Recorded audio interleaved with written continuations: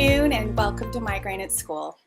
Migraine at School was developed by the Stigma in Education Committee of CHAMP.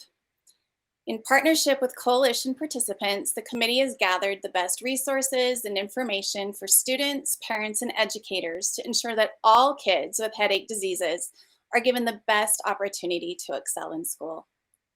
Most of you probably know quite a bit about migraine, so I won't go into what exactly it is, but I want to share some statistics that pertain to kids and adolescents in particular. 10% of school-aged kids and 28% of adolescents have migraine, and students with migraine are 2 times more likely to have school absences. More than 90% cannot work or function normally during an attack, and the vast majority do not seek medical care for their pain.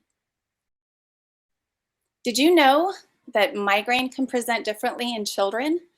Common symptoms are motion sickness and stomach aches. Many students with migraine have difficulty navigating school and need the help and support of those around them. I would like to share a part of my migraine journey with you all because it illustrates the need for migraine at school. 6 years ago, my daughter Ava had an accident at school which resulted in a serious concussion. The concussion kicked off migraines, which within several months became chronic. She saw a neurologist who treated her for the concussion, and over the next few months, her symptoms increased and we went back to him seeking help and answers. After a cursory exam, he told Ava to find a pain clinic and a psychiatrist because pain was now her life. This diagnosis was not only devastating, it was unacceptable. Fortunately, Ava's psychiatrist referred her to Dr. Dan Henry, a wonderful headache specialist who was able to educate us about migraine disease and who has been diligent and determined in her care. I realized how important it is that we have a doctor who understands migraine and also gives Ava support, encouragement, and most of all, hope. During this process, we were trying to get her back into her regular routine. She was anxious about her sporadic attendance, leaving school early or coming in late, not to mention the backlog of assignments. Some of her teachers were complaining to the administration, and the administration was then complaining to me. I thought the solution was finding a way to keep Ava in school because that was what was expected. It is my belief that a school's burden is to educate and provide reasonable accommodations when necessary. Furthermore, I believe it is the parents' or guardians' responsibility to take care of everything above and beyond that. I went to the administration asking for support, help, guidance, thinking that surely they would know what to do. Unfortunately, I was met with pushback, was shamed a little, and told that it had been long enough. She just had headaches. I was familiar with Section 504 accommodations and knew this was the route we should take. I gathered doctor's notes, a list of what I thought Ava's accommodations should look like, and set up an appointment with school administration. I was met with still more pushback, and they only gave her a fraction of what she needed. Time was ticking as far as the school year went, and she was getting farther behind. She needed more specific accommodations in order to catch up, especially with her current challenges. A lot of time and effort was wasted through emails and phone calls that did not produce results. At this point, we were almost a full quarter in with very little help for Ava. Migraine was uncharted territory for the schools, and they would not budge. It finally dawned on me that they knew about as much about migraine as I did before Ava's head injury, which was very little. I began educating the administration about migraine disease and then explained why Ava needed the accommodations I was asking for. They finally understood and ended up giving her everything she needed. Some of Ava's accommodations included modified assignments, modified time at school, extra time to complete assignments and tests, using a scribe, using a reader, and being able to take quizzes and tests orally. The accommodations empowered Ava, making it possible for her to minimize her symptoms, which then allowed her to maximize her learning. In short, they did their job. Following our experience, I decided to reach out to other parents who have found their students in a similar situation. Their students' challenges were diverse, but required the same basic protocol, which is what we had been through ourselves. 1, get a diagnosis. 2, have a doctor who understands or who would like to learn about migraine. 3, Meet with the school regarding options and educate them about migraine related to their student. And 4, know which accommodations are available to help them navigate school. After further learning the staggering number of children and adolescents who have migraine and headache disease, I realized my efforts were merely a drop in a bucket. Fortunately, the Migraine at School program was created as a result of shared experience as well as a shared vision, which is why it is thorough and effective. Migraine at School is a comprehensive package of materials that includes infographics for each audience, students, parents, and educators, posters for nurses and counselors and office staff, a symptom screener, as well as a lesson plan, and these all can be used in conjunction with elementary, junior high, and high school. I'm super excited to share each one of these with you. This would be given to the school nurse, counselor, front office ladies, or whomever would be seeing the students when they are not feeling well. Often, there is a pattern that develops with these students, and this can help them to recognize it. It also offers guidance for caring for a student during a migraine attack. The poster. So this poster is merely a larger version of the infographics for the educators and students. These can be displayed in the nurse's office or sick room, counselor's office, or on bulletin boards throughout the school. For the student, when a student has exhibited symptoms of migraine, they will be given this as well as the parent infographic to bring home and discuss with their parent or guardian. It offers tips for self-care and helps to give the student a voice, encouraging them to advocate for themselves. For the parent, this infographic gives parents a quick education about migraine. It guides them through the steps needed to help their students, such as how to care for their symptoms, see a doctor for a diagnosis, what to bring to appointments, how to talk to the school, as well as an extensive list of possible accommodations to discuss with the school.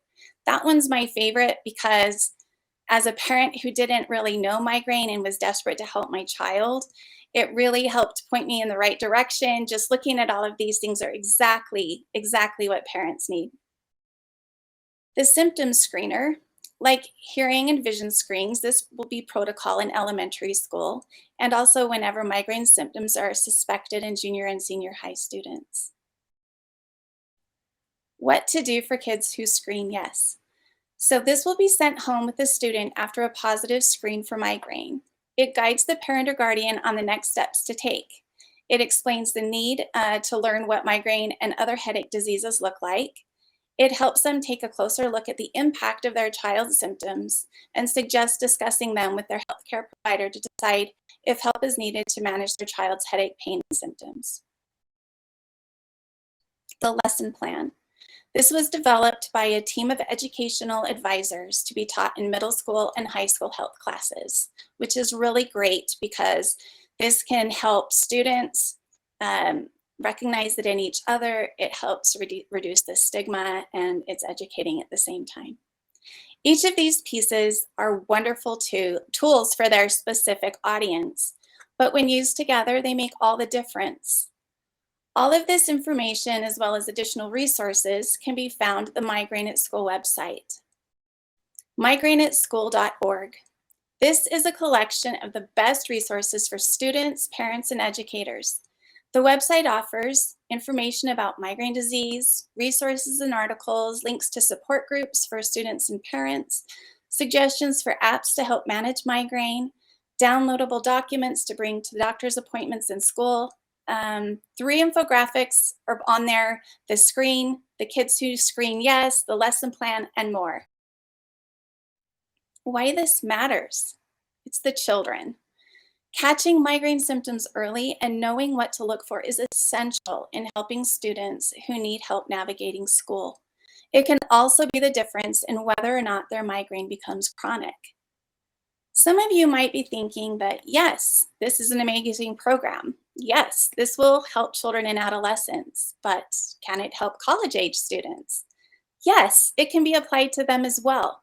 The only difference is the accommodations. Everyone here today has their own perspective about this issue. I am assuming that what we all have in common is an interest in seeing something done to help students with headache diseases to receive the best opportunity to excel in school. You can be that difference. Everyone can be an advocate. Working together, we can make all the drops in the bucket, like mine, turn into something much greater and more powerful. You can hold your phone up to this QR code to reach our website and find out more about being an ambassador under the About Us option. We have everything you need. You can download all the documents you need to your school by meeting with the person you know. It could be your student's teacher, counselor, principal, or school nurse. Whomever you know that can move this along for you is the person you need to talk to. All you need to do is start the conversation, and the rest takes care of itself. If you have any questions, you can contact me at melissa@daniellefoundation.org or the Migraine at School team at info@migraineatschool.org. Thank you so much for your time and to Retreat Migraine for the wonderful opportunity to share with you all this afternoon.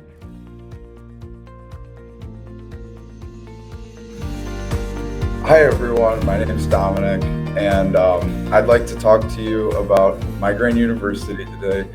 Thank you for taking the time to join me today, and I'd like to formally introduce you to your first class here at Migraine University.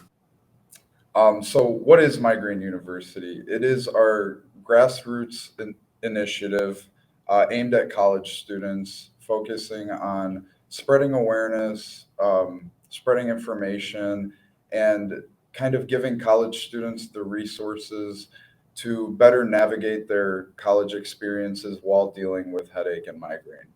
So, the burden of migraine. Headache disorders and migraine diseases are most burdensome between the ages of 15 and 49. Why is this important? Um, these are the ages where most people are pursuing some kind of education, whether it be high school, college, grad school. Dealing with headache and migraine during these times can be really burdensome and troublesome, and can make it hard for people to just go about their day to day lives while pursuing this higher education. Furthermore, these things can trickle into people's 20s, 30s, 40s, the ages where people are beginning to pursue a career, a professional career, or even more higher education after that. So, living with headache and migraine can really disrupt those things. And we want to be able to catch it early and teach people how to deal with their headache and migraine disease while navigating academic and professional careers.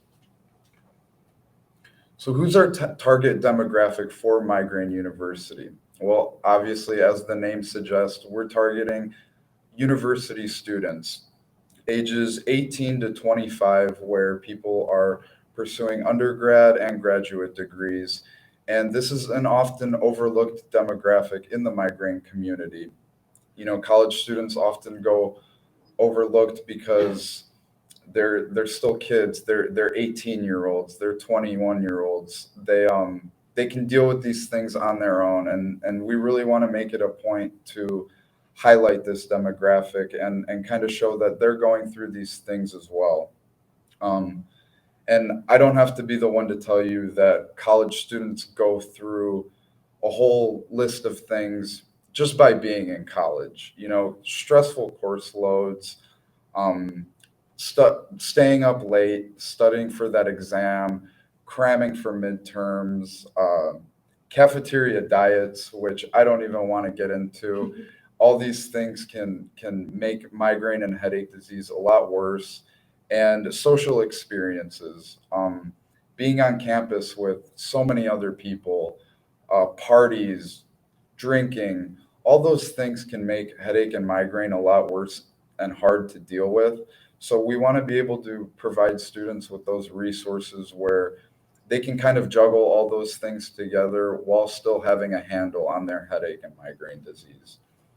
And students living with headache and migraine disease deserve the same opportunities to benefit from a college education. All too often, I hear stories about how students had to drop out or students had to fail a class due to their headache and migraine because they weren't accommodated correctly. And we believe that students with headache and migraine need to have those same opportunities to succeed in a college setting that students that don't live with those issues have. So we want to be able to level the playing field and give those students an opportunity to be just as successful while still dealing with headache and migraine. So how do we plan to do these things? Well, our first course of action would be a virtual outreach. This is kind of a plan B, granted that we can't get onto a college campus uh, due to COVID situations. So what does our virtual outreach look like? Well, we've redeveloped the Migraine University platform on the National Headache Foundation website. We've kind of made it more easier to navigate and more interactive for college students. We've shared personal stories of undergrads and graduate students and on our social media platforms, kind of showing students that there are people out there going through the same things as you're going through. You are not alone, and kind of sharing their stories and their experiences with how they deal with it and how they juggle their college experience too. We've also produced digital college survival toolkits, educational brochures, interactive brochures online where students can not only learn more about their particular types of headaches or migraines, but how to deal with them and how to kind of self-diagnose them and treatment options and how they can uh, ease all those symptoms on their own. And we've conducted monthly migraine pop quizzes via Zoom to kind of engage people, kind of make it a fun way to learn more about it. And this applies to students, educators, administrators, and all those people involved on a college campus. And teaching people about school accommodations. This is a big thing because a lot of the stories that I've heard personally from students are that they're dealing with headache or migraine. I hear stories like I can't make a class, or I had to drop out of a class because I didn't make enough classes in person. And we want to be able to educate college students about their 504 accommodations and about their ADA accommodations because you are entitled to these things by the law. And we want college students to realize that because they can take measures such as being able to record a lecture online, being able to miss class, being able to sit in the back of the class and not have those triggers around you. All these things are possible through accommodations. You just have to ask for them. And a lot of college students don't know this, and that's why we want to inform everybody about them so that they can get these accommodations and have the same opportunities that any other college student would. So post-pandemic outreach, this is our in-person outreach. What we want to do is we want to visit as many college campuses across the country as possible. And we want to attend student health fairs, student health events, set up a booth and have students come to us and be able to talk to them face to face about all the things I previously mentioned. So what are we kind of looking for in a college, in a university? Well, we want high enrollment so that we can reach as many students as possible. We want health and wellness programs that that this matters to, that will get the message out there for us. And we want schools with medical schools, nursing schools, and PA programs, if applicable, where they can kind of disseminate that information on their own and reach a wider audience with that. So we want to attend these health and wellness fairs to promote Migraine University, speak to these students in person. We also want to partner with the student health clinics and disseminate this information by giving them brochures, informational kits, and our survival kits, so that maybe if you missed the health fair, maybe if you missed the wellness fair, you can still go into your student health clinic and learn about all these things and just leave all the information that we would bring through Migraine University and leave it at those student health clinics. And we also want to distribute our survival toolkits, which I'm going to get to in a second. But our main goal is to inform, inform, inform. The more that we can get this information out to college students, the more that they can spread it on their own, and that they can learn how to deal with these things on their own, so that it kind of creates a roadmap for the future, for the rest of their college careers, and they can take that into their professional careers alike. So our survival toolkits, we plan to hand these out in person to all students that come to a table, that visit the student health fair. And I actually have one with me right here. It's a little Migraine University branded bag that we'll be handing out. And inside of the bag, we have various things that college students could use to kind of better navigate all these things and deal with their migraines on their own. So we have things like a hot cold pack in the shape of a brain, which is very cool. We have eye masks that people can use while sleeping. We have dosage cards that people can use for their medication, just to be able to keep track and to better understand when they're taking their medication, how they're taking it, and why they're taking it. We have little pill containers for anyone's medication so that it doesn't get lost, so that you can kind of take it on the go and have it with you, whether it be in class, in your dorm, or if you're just walking around campus. You can kind of have this handy to take your medication whenever you need it. And we also have little do not disturb door hangers, so that when you may be having a migraine attack, you can kind of hang this on your door, and it's a really nice way of saying, don't bug me, I'm going through a migraine attack. It says here, please understand that it may take me a while to get back to you. Don't provide any unsolicited medical advice, things like that. So you can hang this on your door and kind of let everyone know that you're dealing with something on the inside. So there's that. And then, yeah, the bag where you can keep all of these things. So we plan to hand these out to students and really provide this as a resource, as just additional tools for kids to have with them all the time and be able to deal with their migraines and headaches. Our end of the year objective for 2022 is we want to be able to reach at least 75 college campuses across the country. Up on the screen, I have a list, which is a tentative list of schools that we want to reach.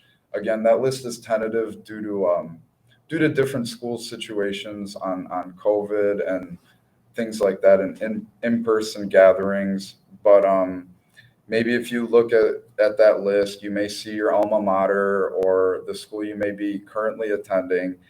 And yeah, we just want to reach as many schools that meet the criteria as possible, and hopefully engage over 1.5 million students and be able to provide them with these resources and educate as many people as we can and get the word out and be able to help these students navigate their college careers. If you'd like to learn more, you can visit the National Headache Foundation website at headaches.org. If you go to the Migraine University tab, you can learn more about everything I just talked about and all my information. My email is dzawartko@headaches.org. You can email me with any questions you may have. So thank you. Thank you for joining me, and thank you for listening to what we have to say about Migraine University. And we're really excited to be coming to a college campus near you.